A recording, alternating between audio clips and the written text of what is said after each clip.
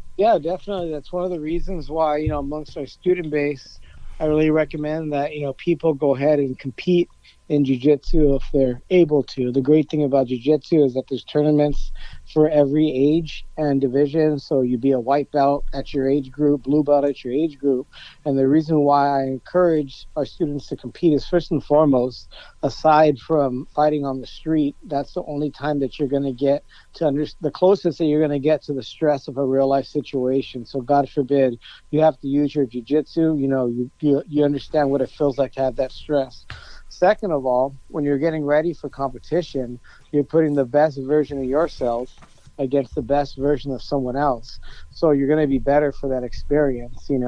You're testing yourself. Your diet's going to be better. Your training's going to be better. And at the end of the day, you result in a better you, even if you lose.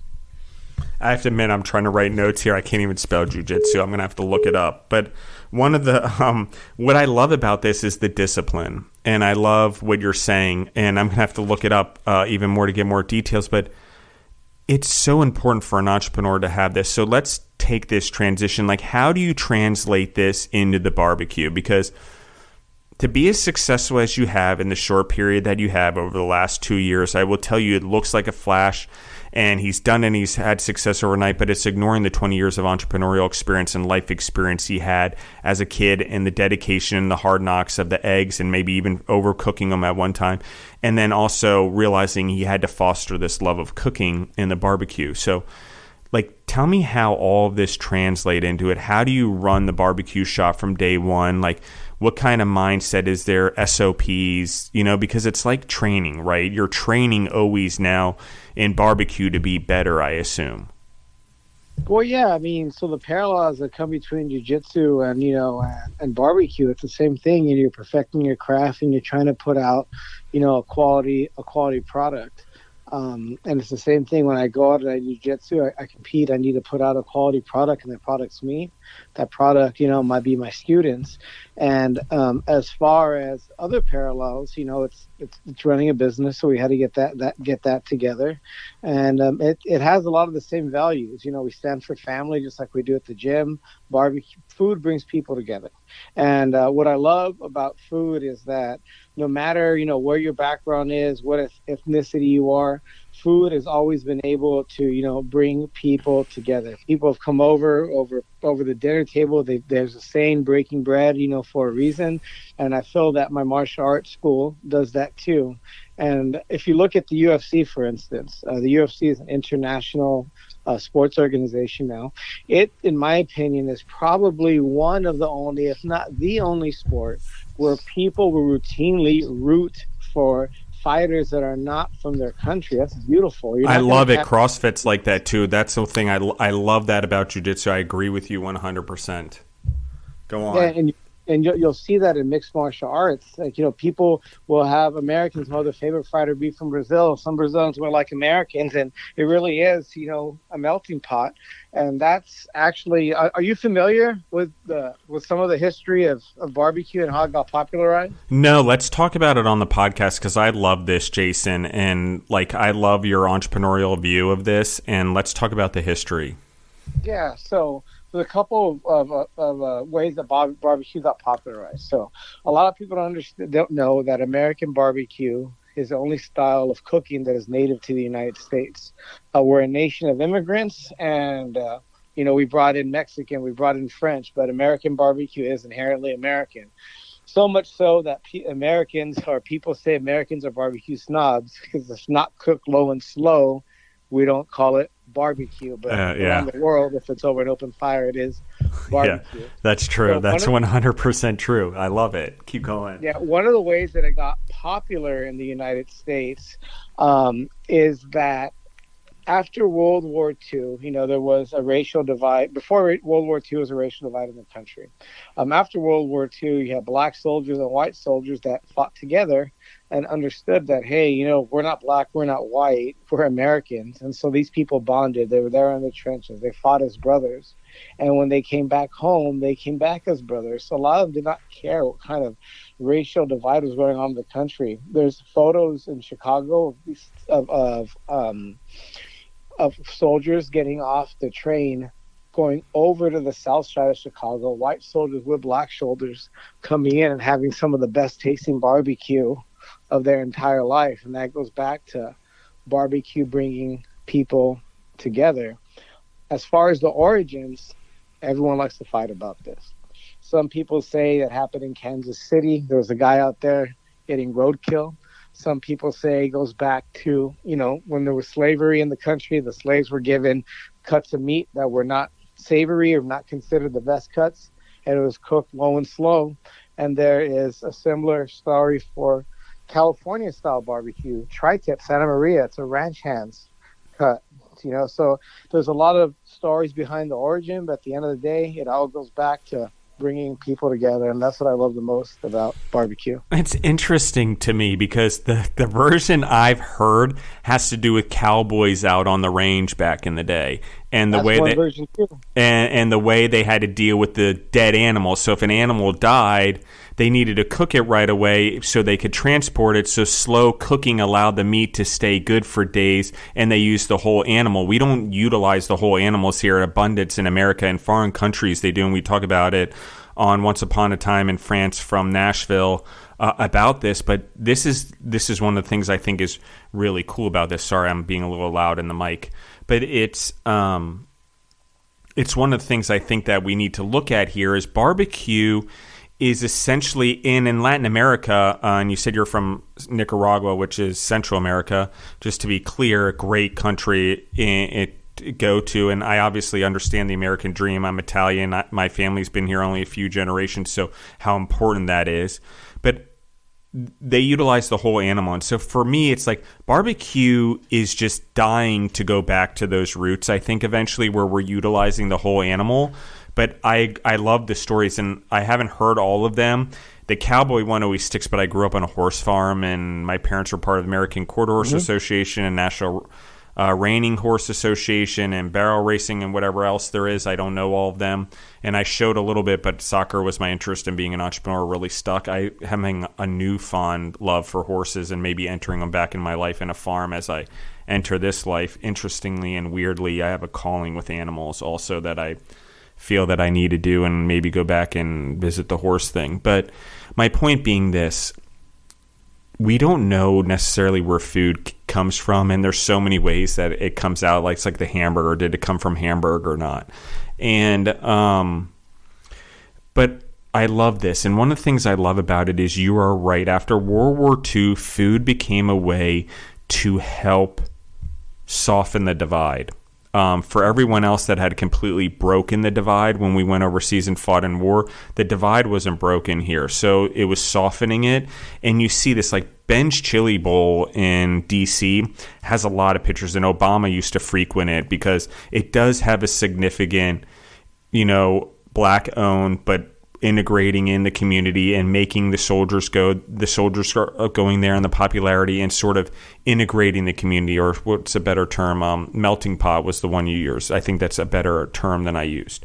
And so this is important, and food has always done this. It crosses cultural boundaries. Mexican food, Italian food, you name it, whatever food you want to come from whatever immigrant groups coming in, it always came in as something weird. I mean, I talk about ramen all the time because it's funny. Ramen means something totally different than what we're used to as Americans. So when people heard ramen and real ramen based on bone broth start coming up, it was weird to people. So let's talk about your style of barbecue and how it's different. And is it a Los Angeles barbecue, or is it true to something else?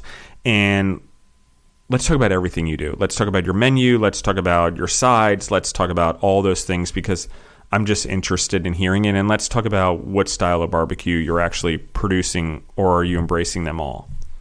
Yeah, so much like mixed martial arts, my barbecue is an amalgamation of a lot of different styles. The barbecue scene in Los Angeles is really exploding, and I needed a way to differentiate myself from the market, but also stay true to myself. A lot of people do the classic salt and pepper out here, and that's great, but I wanted to be a little bit different. So I kind of take a little bit of inspiration from all the different regions. So I like I like the bark that you get from Texas, but I also like giving some of the pop that are out here in California with some of those flavors. So I have a savory hint on my meats with a slight little bit of spice. I like to do dry ribs a lot, like they do in out there in Nashville.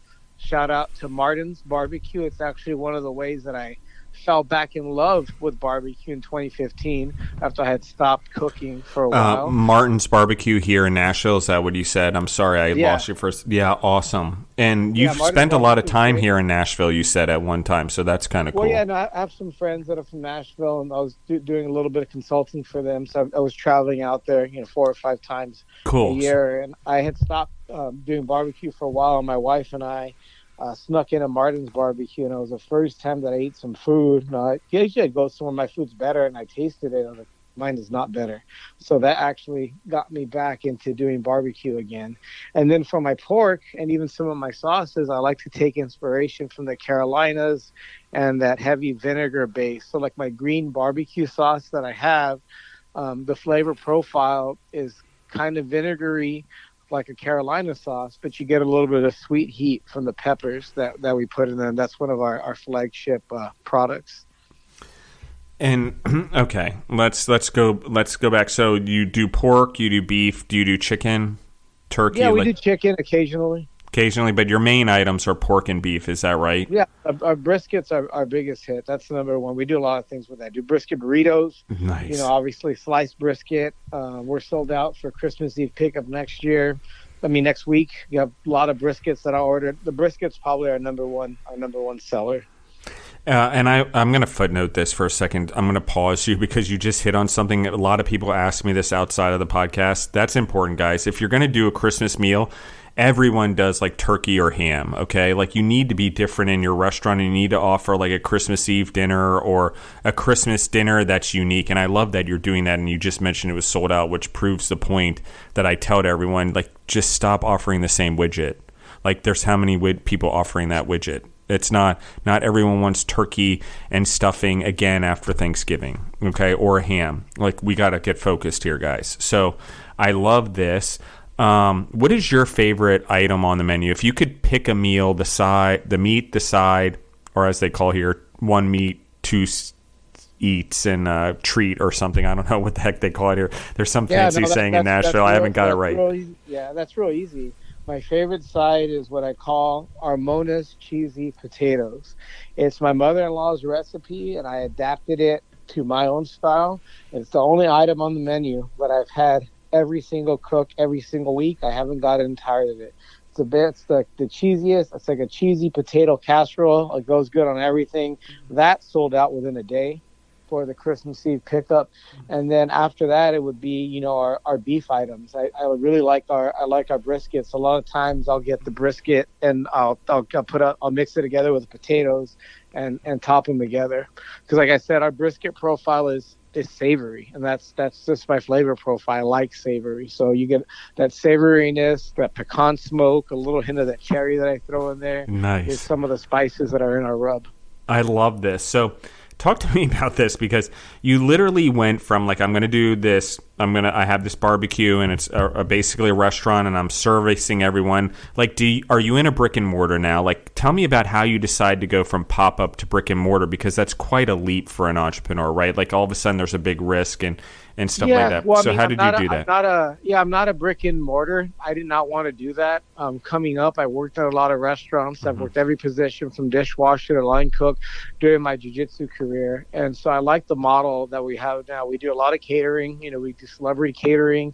And the model that I have now allows me to, align with my passion of running my martial arts school and living and making a difference in our community. So I do big events, big fairs. Like I said, we're the house barbecue vendor at the Coliseum, the stadium out here in Los Angeles. It's where they hosted the Olympics in the 80s. So we do, and then we also go to some breweries. So what we do is, we have a couple of public cooks a month. We have one big event, and then we're just full of catering. I'm having an event almost every day up until the new year. That's awesome. It's so awesome. I love this because it's so atypical, but yet you're busy because you stayed true to what you wanted to do and what headaches you wanted. Okay, so here's another big leap that I really want to talk about.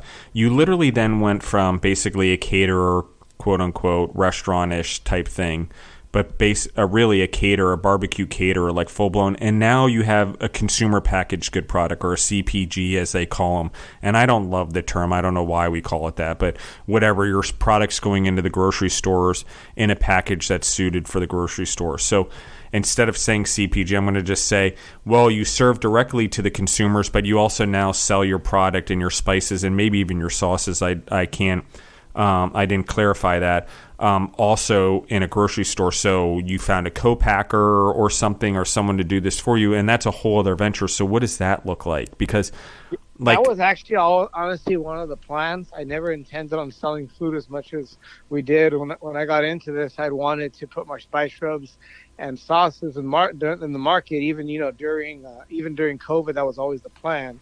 So it took a while to get that developed. The sauces took well over almost a year to be able to come to fruition. So we sell them right now on our website, www.beatdownshop.com. And we're direct to consumer. So it's a direct to consumer website that we're put together. Everyone gets a chance to, have Beatdown barbecue in their home. But the reason why I'd always wanted to do that is I felt that I could help out and impact the most people by offering our spice rubs, because one of the things that, I think people suffer from in this country is obesity. And there are ways that you can, it's funny hearing a barbecue guy say this, but, I feel that if people could learn to make food at home, it'd be a lot better for everybody. And the spice rubs that I use are spice rubs and blends that I've been using for the last 15 years in my own recipes, and that's where that comes from. The sauce is a condiment, but you can use this, work good on an air fryer. They work good in soups and stews. So having products was always the goal, but it just took so long because of COVID making everything go slow. I put down $20,000 for a bunch of sauces. It took 6 months for me to get them because of supply chain issues. So we've been reimagining how we're doing our direct-to-consumer stuff. And I've been in that business. I did co-packing for people and sauces and spices and stuff, and we suffered badly because we absorbed the business during COVID, and it was a supply chain nightmare. Looking back on it, I wish we would have done it differently.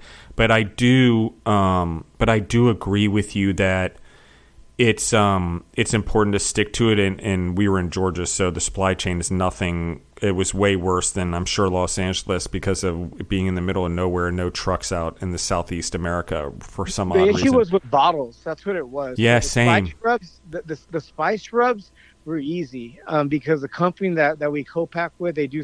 I don't want to burn anybody, but they do some of the biggest brands that you've seen, and it's a family friend, so they'll trim my order around in 2 weeks. Cool.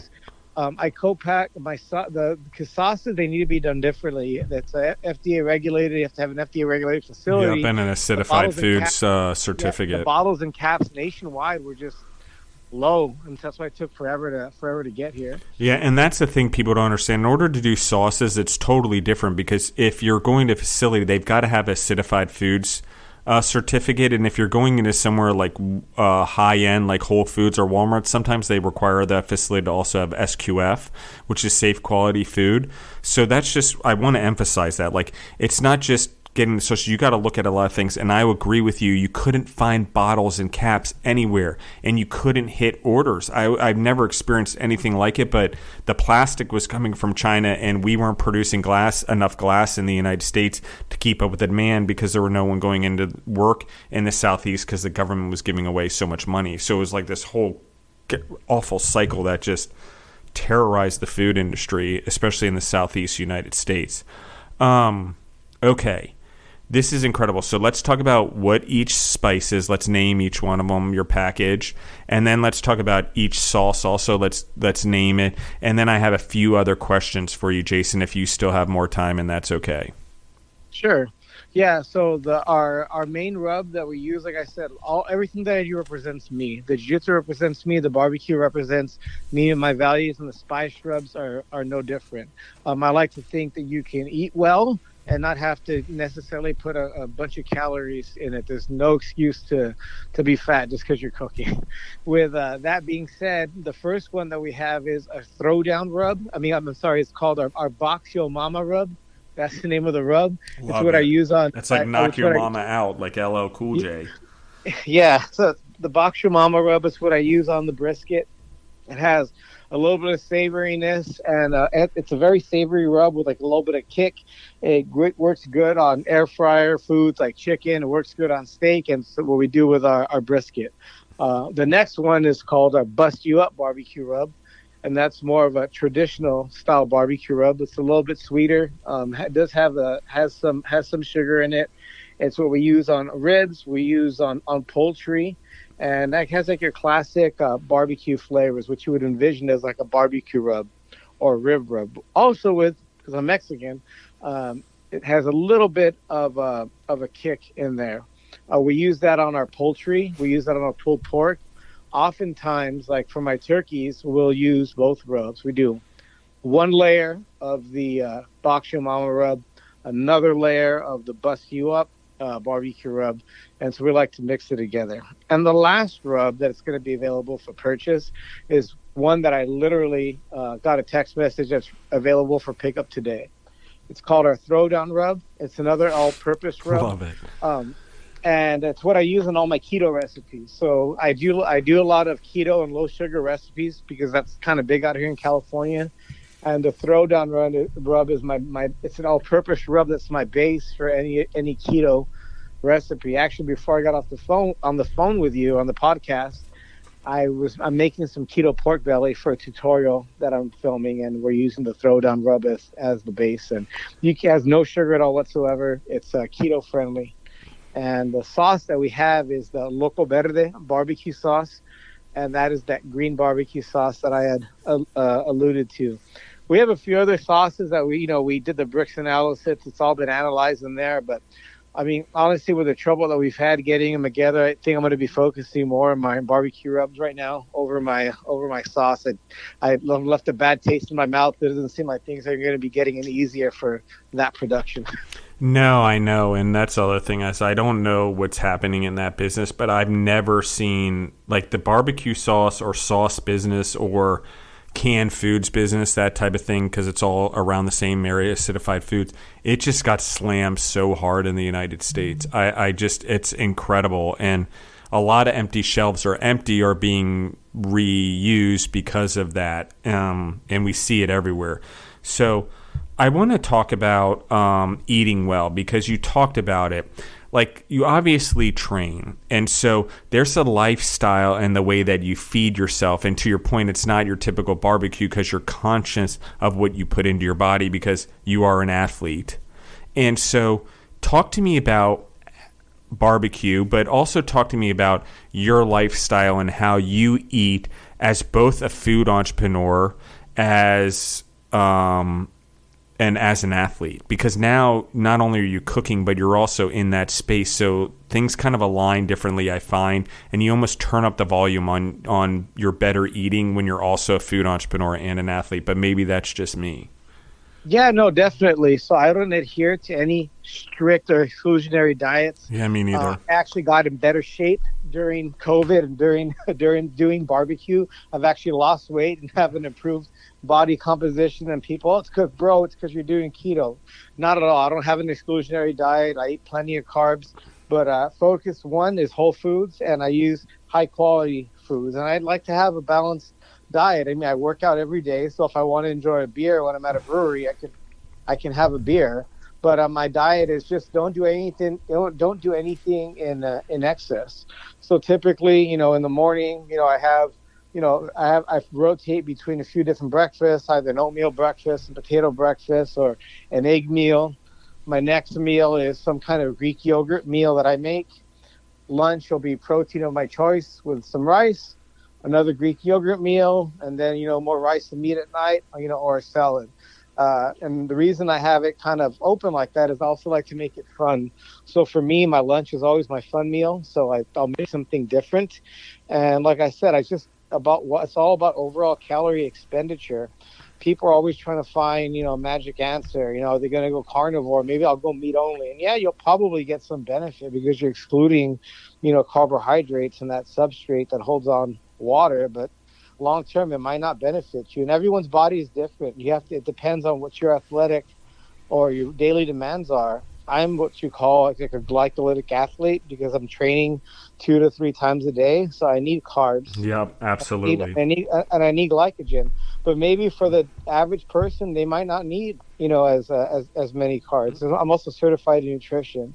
So when we do a base diet for the average person, we always start off with a 40-30-30 base and then add on carbs based off activity. So either 40% protein or 40% fat, depending on the person, and then it'll be 30-30 of the rest. So it's either protein, fat, carbohydrates, or fat, protein, carbohydrates in a 40-30-30 ratio, and then we add carbs based off activity. I have a lot of carbs because I work out a lot, but on days I don't have carbs, I have a little bit less carbs during the day, and I kind of eat it intuitively, to be honest. I know what that looks like. Yeah, same here over the years, and I've been really perfecting this since I was in my late 20s, and I was already in the food space for about 9 years when I started really paying attention to the dietitians and nutritionists in the company and the hospitals I was working in that actually lived the lifestyle they were preaching, okay? And when they lived the lifestyle they preached, they were slightly different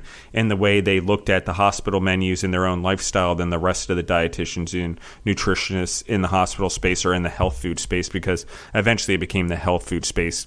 When back in the day in the 90s, there wasn't really much of health food. It was like Whole Foods, and then the healthcare industry was the health food business.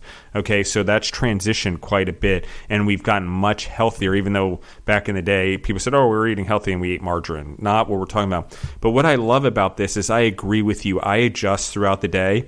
Like there are some days, like if I'm not training until 1 o'clock, I can eat something light in the morning, like 2 eggs, and know that I just have to get to my first workout, and then I'll put carbs and protein and vegetables in my system after the workout to handle a second workout, because I work out twice a day. That's just the way I am. I'm built like an athlete. We used to do 2 a days in soccer, sometimes 3 a days. So on some occasions, I do 3 a days if I have the time, because I don't like sitting behind a TV, and it really bothers me if I have nothing to do and I waste my life. And I can't. It makes me a hard person to be in a relationship with, probably, but I can't sit still. And I like being active, and I like going to cities and walking around them and eating my way through them and not just staring at a painting, and that's who I am. So this is what I'm going to emphasize on the eating thing.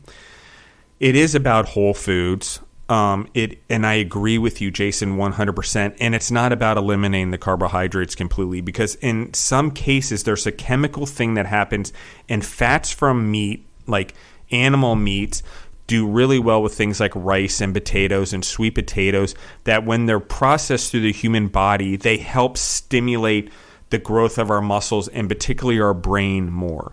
And I know that's hard for people to understand, but everything we do in the growth of our body and everything that is extrapolated out of it, and the reason we have the brain we have, has to do with how we ate. I don't know why people don't understand that.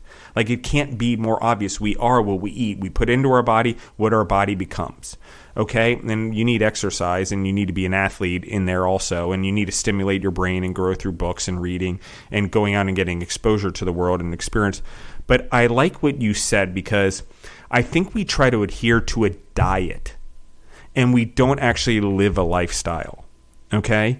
And to your point, I know my body better than anyone else or any nutritionist is going to know it at this point. And I know what works well in my body when. I know when I need a piece of bread. I know when I don't. I know when I need a freaking 2 scoops of peanut butter in my body ASAP, because I need to balance out my body. And I eat all natural peanut butter, of course.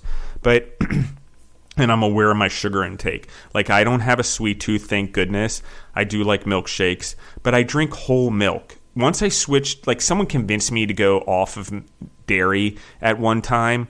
And it was the worst decision I made for my body. And it took me a few years before I realized, no. I want milk and dairy in my diet, and I want whole milk.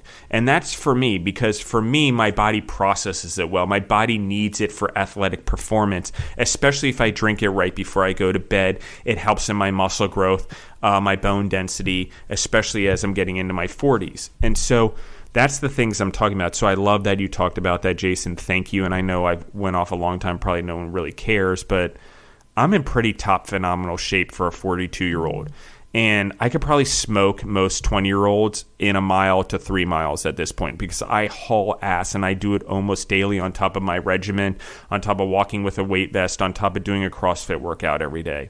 And like I said, at least 2 45-minute workouts a day. So it's sustaining me, but I learned to listen to my body, and I learned to be friends with my body and know when it's in balance and it's at the right weight and what that takes and what I need to do if I increase my training or I'm somewhere and all of a sudden I'm decreasing my training. Like, it's not necessarily about calories, but I understand the volumes I'm taking in also. So would you be in agreement with that, Jason? Like this, it's just knowing yourself in your own body. And it's not necessarily about anything else other than that. No, yeah, definitely. I mean, it takes a while to get there. But yeah, I mean, understanding how you work. So for one of my other jobs, I actually have a little background in, doing some search engine optimization. I had done work for a hospital that did integrative care. Basically, what I would do over there is I would get medical papers and translate them into layman's terms. And we were going over some articles because they're going to be doing some nutrigenomics testing over there. And what we found out was pretty interesting.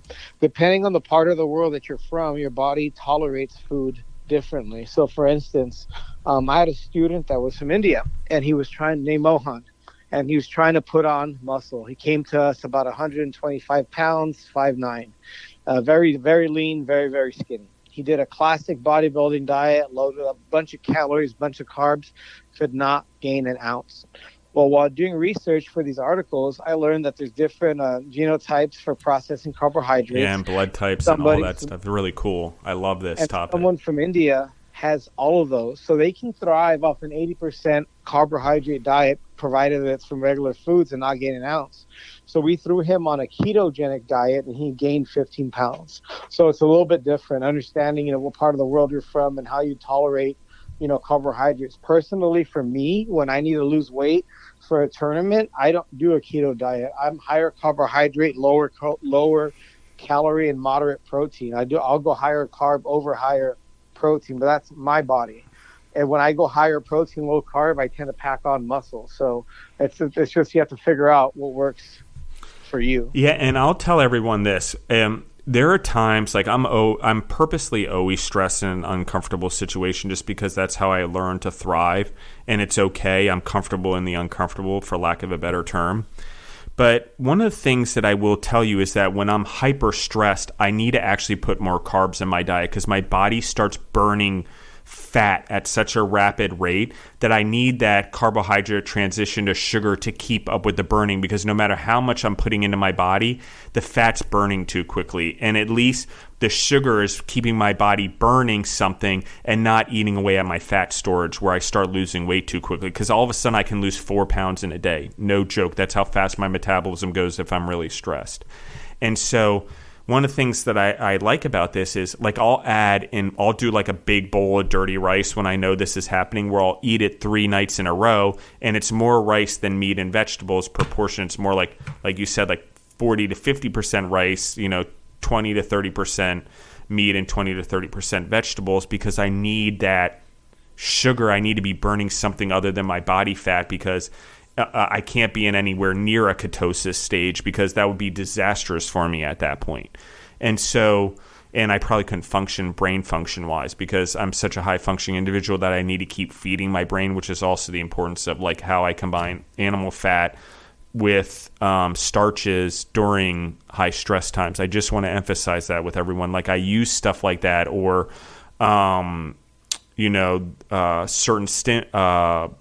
natural products during stressful times to help stimulate myself a little bit to get through those times, because I know I need to hit the gas harder during the stressful times. That's where I succeed, is making distance during the stressful times, not during the normal times. I can compete against myself and make distance during a normal time. That's easy, but can you do it during a hard time?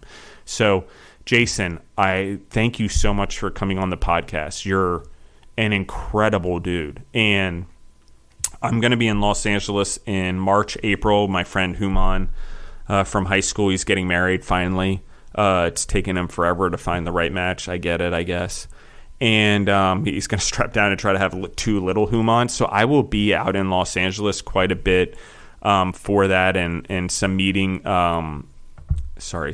gatherings before that. So I'd love to come see you guys and maybe even try what you're doing and visit if I can. And again, I don't look for anything. I just like hanging out with individuals. I love networking, and I have a fascination, or an infinity, or whatever the term would be, an endless pursuit of getting to know people and hear their story. That's also why I do the podcast, and help them grow and connect them with other people. So I'm going to do that. I'm going to connect you with other people. I do a lot of the people that are on podcasts to help you grow. And I just want to say thank you, Jason. Like, there's been a lot of good people that have come into my life, and a lot of positive people. I've had one or two pretty negative ones recently on and off the podcast, but it's really good to be surrounded by individuals like you and hear your story and realize that my work ethic and my dreams, I'm not alone, and there's still hope in this world for the entrepreneurial spirit and the American dream, because I believe in it as an Italian American, and my family hasn't been here this long, and yours has been here even a shorter period of time, but you captured it, and you've grabbed the American dream bull by the horns. Well, on one side of the family, the other side of the family, we found paper records after my grandfather passed away that we've been here since like 1650.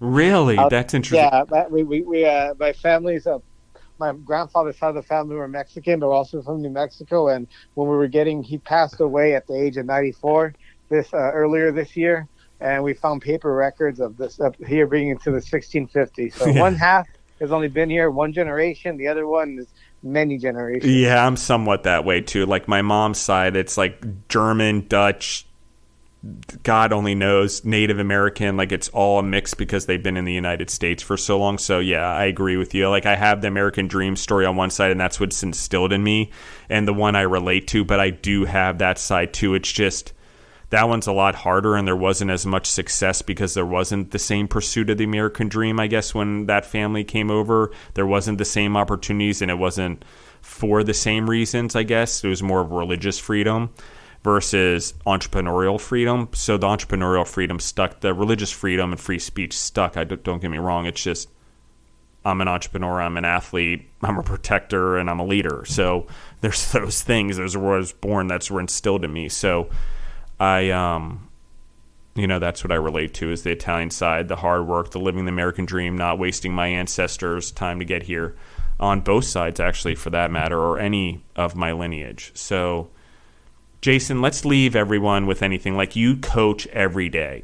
Like, you lead people in jiu-jitsu every day, I assume, and in your business. So, like, what do you tell people? How do you inspire them? How do you get everyone to keep going when times are hard or they're having a bad training day? Like, what do you do, or how do you inspire those around you or your friends and colleagues to keep going? Yeah, so one of the things that we let people know, that the beautiful thing about being here on the mat in jiu-jitsu, especially post-COVID, is this is something that you get to do. This is the only activity I know where you literally will have kids that are teenagers, businessmen. I've had students that are billionaires, cops, and felons all training together on the same mat, because it doesn't matter what their outside life is like. For those 2 hours that they're here, 1 to 2 hours, nothing else matters. Mark Zuckerberg recently gave an interview, and he was saying that he wished he had found jiu-jitsu many years ago. Why did it take him so long? He likes running, but the problem with running is your mind can go off and wander. The beautiful thing about jiu-jitsu when you're training is that it forces you to be present, especially if you have a personality where you tend to overthink a lot. Because if you're not focused on what's in front of you, you get tapped out. So I like to remind them of that. Yes, and I agree with you. And jiu-jitsu for me is similar to CrossFit because there's a lot of different functions and the workout's never the same. So there's the chaos, which I like about jiu-jitsu and martial arts. Never any fight's the same. It's always different. Two minds, two bodies doing different things. And but here's what I love about it, and to your point is I ruminate like no one can believe. Like I probably have like 17 thoughts going on and processes going on in my head. Like I can literally carry a conversation with someone, have a totally different thing. And people are like, oh, that's not focusing. You just don't understand the skill that I developed by having to run businesses and how many companies and how many people dumping problems on me and trying to solve it and trying to keep my own job going. So like it became a skill I developed at a need, at a survival, out of trying to put food on people's tables. Because this is what I'm going to tell everyone, and I have something else for you. One more question, Jason. I'm sorry. I hope you don't need to go. But I'm going to tell everyone this. We talked about lineage. We talked about family. We've talked about the American dream now. This is the third podcast that I've had someone on. I don't know why this is coming into my life so much, but it's needed in this world, so I'm glad it is. And it's needed as a reminder to me or any American out there what your family came through or an entrepreneur to get to you to have this opportunity. So I want to say that. I also want to say that it's about working hard and outworking anyone. Like, you could be a regular person. You could not speak English. You could be an immigrant. You can be anything you want, but long-term discipline, commitment, and hard work in America and in a free market country really matters. It is a life changer. And people who say that's not true or go to corporate America and don't believe it, they are liars. I'm sorry, there is no truth. And anyone who doesn't see this, that doesn't see that hard work and consistency and discipline leads to something greater in life, we're making gaps in legacies here and in generations, and we're almost creating two species, because we have one that believes anything's possible and raised in this positivity, and we have this group that everyone across the world's like, oh, it's enough, we're enough. And maybe it's a little communistic or socialistic, I agree, but it is really weird. So to instill jiu-jitsu in someone, to have CrossFit, to be able to escape from it and grow as a human and not ruminate on life or life's problems is very important for a human, especially an entrepreneur where we can escape from work for frickin' 45 minutes twice a day. It's the only time my mind doesn't work, guys. I'm sleeping, I'm living work. Last night I didn't even sleep like 2 hours because I'm just dealing with idiots. Like, I don't know how to explain it. It's not a nice way to say it, but dealing with non-entrepreneurs in the entrepreneurial space and getting them to understand what it actually takes or what I've been through. Like, I've slept in a car like 8 nights that I know of in the last freaking year just because of struggling with money and trying to keep food partners and not wanting hotels and stuff. And that doesn't include travel times in a hotel. So when you really care about everyone, you can't do that, you know? So it's like you've got to be knowing what you're willing to do for who you're willing to do it with, and you've got to have training in your life that makes you able to handle those situations. 24 years in, I didn't think that would happen, but COVID, life, the food chain that we just talked about, it totally messed up my world. Bad. I did not see it coming, and I did not expect the government on a national level to favor outside international companies over Americans in the healthcare space the way that they did, and in the supply chain space the way they did, with where these companies are owned that are doing our distribution and our food, okay? So, but what I had to do was I was prepared to get the crap kicked out of me because I train every day to get back up, not just for the fight. That's what I'm talking about here, my lifestyles. It's also I can get back up and I have a purpose. But you need to have anchors in your life that keep you from ruminating on the bad things, that keep you in positivity and keep you growing. And so as an entrepreneur, you need to anchor yourself more than just in your business. And working on your business is also anchoring yourself to athletic competition, because even though it's not your business, you need to be working on that competitive spirit, because you want to take it subconsciously as you get from CrossFit or jiu-jitsu or martial arts and bring that back into your business. Would you agree with that, Jason? And you were talking about billionaires and felons and cops. They all come there for a reason. So let's talk about that. Yeah, like I said, everybody at the end of the day needs a little bit of relief. They love the benefits that, come with jiu-jitsu. And I mean, we live in a country where people are medicating themselves to feel better, to deal with anxiety.